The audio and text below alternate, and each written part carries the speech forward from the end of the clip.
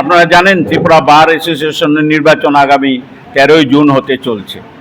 আমরা আইনজীবী উন্নয়ন মঞ্চ আমরা গত এক দশক যাবত লড়াই করছি, কিন্তু বিগত দিনগুলিতে কংগ্রেস কমিউনিস্ট মিলে বার চালিয়েছে এবং আমাদের এই ত্রিপুরা বার অ্যাসোসিয়েশন এটা একটা প্রাচীন ঐতিহ্যশালী বার, 116 বছর। এই বারের সমস্ত কৃষ্টি সংস্কৃতি তার ঐতিহ্য আজকে ভুলণ্ঠিত, কারণ এই বারের মধ্যে এমন সব ঘটনা সংঘটিত হয়েছে, মানুষকে খুন করা পর্যন্ত হয়েছে।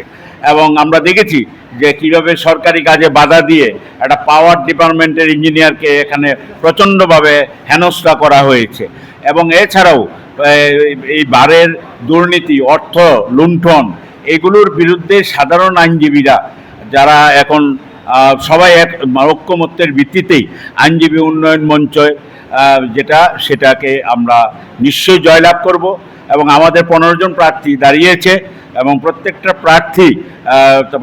প্রার্থী এবং সুযোগ্য প্রার্থী হয়েছে। এবং এই বারের উন্নয়নে এবং বারের যে ওয়েলফেয়ার ফান্ড সেটাও বৈষম্য করা হয়েছে, কারণ 1 থেকে 5 বছর যাদের প্র্যাকটিস তাদের ক্ষেত্রে খুব নিমিত্ত মাত্র দেওয়া হয়েছে। এবং যেভাবে এই বৈষম্যটা আমরা দূর করতে চাই, আগামী দিনে উন্নয়ন মঞ্চ আমরা ক্ষমতায় এসে এই বারে আমরা সেই বৈষম্য দূর করব, বারের পরিবেশ আমরা করব, বা পরিবেশকে যেটাকে নষ্ট করা হয়েছে সেটা আমরা ফিরিয়ে আনবো। এই পাশাপাশি এবং বারের মধ্যে যে সব উচ্ছৃঙ্খলতা করা হয়েছে এগুলো বন্ধ করে একটা সুন্দর পরিবেশ, প্রাচীন যে বার তার ঐতিহ্য ফিরিয়ে আনার আমরা চেষ্টা করব।